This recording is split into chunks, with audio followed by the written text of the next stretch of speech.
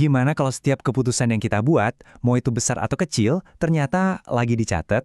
Bukan sama manusia ya, tapi sama sebuah sistem keadilan kosmik yang nggak kelihatan, yang tugasnya menyimbangkan semua tindakan kita.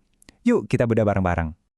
Pernah kepikiran nggak sih, setiap interaksi, setiap sumber daya yang kita pakai, bahkan setiap niat di dalam hati kita, semuanya itu mungkin aja nambahin catatan di sebuah neraca gaib, sebuah buku besar yang diam-diam nentuin nasib kita, baik di kehidupan ini maupun setelahnya.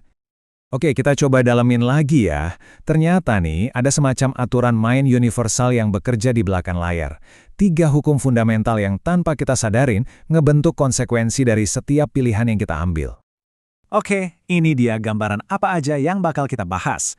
Kita mulai dari dasar, yaitu konsekuensi dari pilihan kita.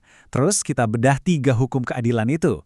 Kita juga bakal lihat gimana semua ini nyambung ke sifat alami kita sebagai manusia, cari penawarnya, dan terakhir kita rangkum semuanya biar dapat gambaran utuhnya.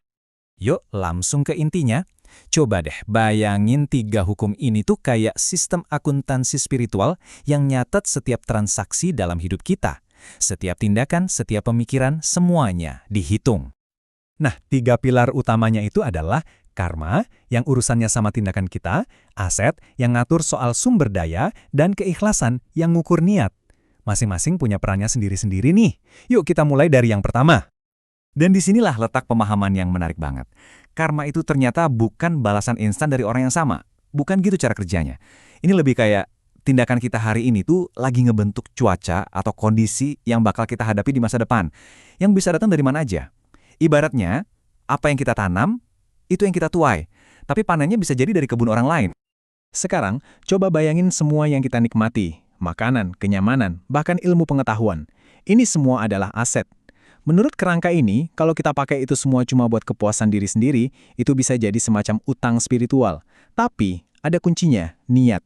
Kalau penggunaan aset itu didasari niat tulus untuk kebaikan, konsepnya bahkan menyebut ambang batas lebih dari 75%, maka itu justru jadi hadiah, bukan utang. Dan yang terakhir, keikhlasan. Anggap aja ini adalah mata uang spiritual kita. Setiap kali kita bertindak dengan niat yang bersih, tulus, tanpa pamrih, kita tuh lagi nabung koin. Nah, makin banyak koin yang kita kumpulin, katanya makin nyaman tempat tinggal atau kedamaian yang bisa kita dapatkan pas di alam penantian nanti. Oke, hukum-hukum tadi kedengerannya masuk akal banget kan? Tapi jujur deh, ngejalaninnya kok susah banget ya? Nah, jawabannya ternyata ada di dalam diri kita sendiri. Tepatnya pada kelemahan-kelemahan dasar yang kita semua punya. Jadi, kita itu punya semacam 3 program bawaan, tendensi alami yang bikin kita terus-terusan diuji. Yaitu, kecenderungan berbuat keliru atau salah, perasaan yang nggak pernah cukup atau kurang, dan betapa gampangnya kita lupa sama pelajaran-pelajaran penting. Dan disinilah semuanya mulai nyambung. Lihat deh polanya. Setiap hukum seolah jadi cermin buat kelemahan kita. Hukum karma jadi relevan karena kita cenderung berbuat salah. Hukum aset jadi tantangan karena kita selalu ngerasa kurang. Dan hukum keikhlasan diuji karena kita gampang banget lupa. Ini bukan kebetulan loh, ini kayak peta perjuangan spiritual kita. Tapi kabar baiknya adalah untuk setiap kelemahan ini ada penawarnya. Ada semacam alat bantu filosofis yang bisa kita pakai buat menghadapi tantangan-tantangan ini. Dan ujung-ujungnya menyeimbangkan buku besar kehidupan kita. Kita semua kan pernah salah ya? Seringnya sih karena kita nggak lihat gambaran besarnya. Nah, penawarnya adalah adil, yaitu usaha untuk memahami semua sisi sebelum kita bertindak. Dan ini cuma bisa kejadian kalau kita benar-benar sadar. Atau hadir seutuhnya sama apa yang terjadi di sekitar kita.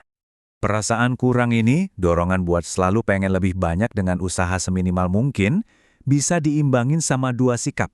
Rasa cukup alias bersyukur sama apa yang udah ada, dan tabah, yaitu konsisten buat terus berusaha sedikit demi sedikit, hari demi hari. Dan yang terakhir, lupa, musuh bebuyutan dari niat baik kita. Kita sering banget lupa sama pelajaran berharga. Penawarnya ini bukan satu tindakan, tapi sebuah siklus yang hidup. Kita harus terus-menerus kembali sadar sama tujuan kita. Tetap tabah dalam prosesnya, dan sabar sama hasilnya. Intinya, siklus ini nggak boleh putus. Nah, sekarang, ayo kita kumpulin semua kepingan puzzle ini jadi satu gambar yang utuh. Sebuah kerangka kerja terpadu yang bisa kita pakai buat setiap pilihan dalam hidup. Jadi, inilah gambaran besarnya, gimana semuanya bekerja sama. Karma yang lahir dari kesalahan, disimbangkan oleh keadilan dan kesadaran. Utang aset yang dipicu rasa kurang dilunasi dengan rasa cukup dan ketabahan. Dan keikhlasan yang terancam oleh sifat lupa dijaga oleh siklus sadar, tabah, dan sabar. Semuanya saling terkait, sebuah sistem yang sangat elegan. Kutipan ini benar-benar merangkum semuanya dengan pas. Manusia bebas memilih prioritasnya, tetapi tidak bebas dari konsekuensi pilihannya. Intinya, kebebasan kita itu datang sepaket dengan tanggung jawab yang setara. Ujung-ujungnya semua balik lagi ke kita, kan? Dengan kita paham aturan main dari sistem kosmik ini, pertanyaannya bukan lagi, apa ya yang bakal terjadi sama saya? Tapi berubah jadi, apa yang akan saya pilih untuk terjadi? Jadi, gimana Anda akan mengisi buku besar kehidupan Anda? Mulai hari ini?